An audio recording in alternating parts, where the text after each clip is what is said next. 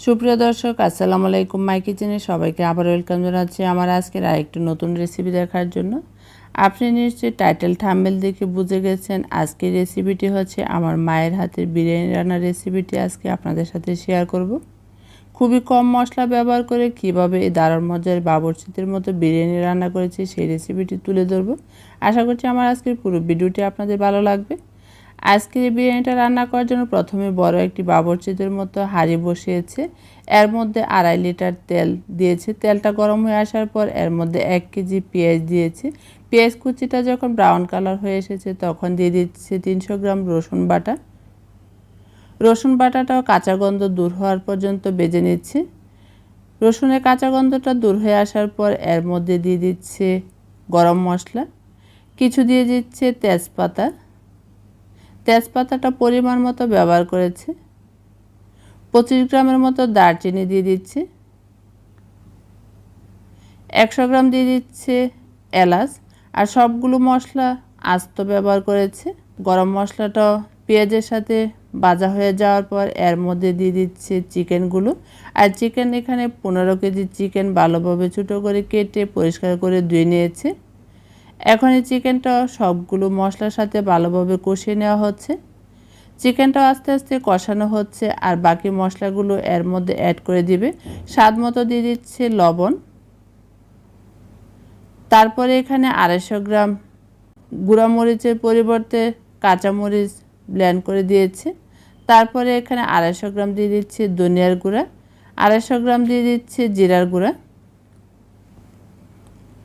সবগুলো মশলার পরিমাণে খুবই কম ব্যবহার করেছে। বাবুর্চিরা হলে কিন্তু আরও বেশি পরিমাণে ব্যবহার করত। একদম সাদামাটা হলেও কিন্তু এই বিরিয়ানির টেস্টটা ছিল খুবই অন্যরকম। তার মধ্যে দিয়ে দিচ্ছে 1 কেজি আদা বাটা। আর আদা বাটাটা কিন্তু বিরিয়ানির ক্ষেত্রে পরিমাণে একটু বেশি লাগে সব কিছু মশলার তুলনায়। এখন আদা বাটাটা দেওয়ার পর চিকেনটা খুব ভালোভাবে কষানো হচ্ছে।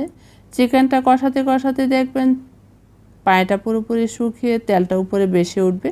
আর এখানে কিন্তু বাড়তি কোনো পানি অ্যাড করেনি। চিকেনের পানি দিয়ে কিন্তু চিকেনটা কষিয়ে নেওয়া হয়েছে। চিকেনটা যখন ভালোভাবে কষানো হয়ে গেছে তখন 2 লিটার পানির মধ্যে 300 গ্রাম গুঁড়া দুধ মিশিয়ে পানিটা অ্যাড করে দিয়েছে। আর বাকি পানিটা এখানে অ্যাড করে দেওয়া হচ্ছে। ঠান্ডা পানি অ্যাড করে দিয়েছি। তারপরে এখানে জয়ফল, জয়ত্রী আর সাদা গোলমরিচ গুঁড়া অ্যাড করে দিয়েছি 1.5 টেবিল চামচ। এখন পানিটা দিয়ে পানিটা ভালোভাবে বলক ওঠার জন্য অপেক্ষা করেছে। পানিটা যখন বলক চলে এসেছে তখনই এখন ধুয়ে রাখা চালটা অ্যাড করে দিচ্ছে। এখানে 12 কেজি চাল সাথে সাথে ধুয়ে অ্যাড করে দিয়েছে। এখন এই বিরিয়ানিটা রান্না করে নিচ্ছে। পানিটা শুকানোর আগ পর্যন্ত নেড়ে রান্না করে নিতে হবে। পানিটা যখন পুরোপুরি শুকিয়ে আসবে তখনই কিন্তু চুলা থেকে নামিয়ে নিয়েছে। এখন ঢাকনা দিয়ে ঢাকনাটা বন্ধ করে আধা ঘন্টার জন্য রেখে দিবে। এখানে কিন্তু 250 গ্রাম ঘি ব্যবহার করেছে। আধা ঘন্টা পর বিরিয়ানিটা আপনাদেরকে ঢাকনাটা সরিয়ে দেখিয়ে দিচ্ছি। এখন কিন্তু বিরিয়ানিটা নেড়ে নিচ্ছে। প্রথমবারের মতো বিরিয়ানিটা নেড়ে নিচ্ছে। দেখুন বিরিয়ানিটা কিন্তু পানিটা পুরোপুরি শুকিয়ে ভাতটা পুরোপুরি জর্জরা হয়ে গেছে। নিচেটা উপরে করে উল্টে পাল্টে নেড়ে আরও 1 ঘন্টার জন্য রেখে দিতে হবে। আর চালটা পুরোপুরি সিদ্ধ হয়ে গেছে। 1 ঘন্টা পর আমি আপনাদেরকে আবারও বিরিয়ানিটা দেখিয়ে দিচ্ছি। কোনো রকম লাইটিং ছাড়া কিন্তু এই ভিডিওটি করেছি, তাই এরকম হয়েছে। আর ঝাপসা ঝাপসা হয়েছে কিছু কিছু জায়গায়। আজকের বিরিয়ানিটা কিন্তু ফাইনালভাবে কিন্তু দারুণ মজার এই বিরিয়ানিটা রান্না করা হয়েছে।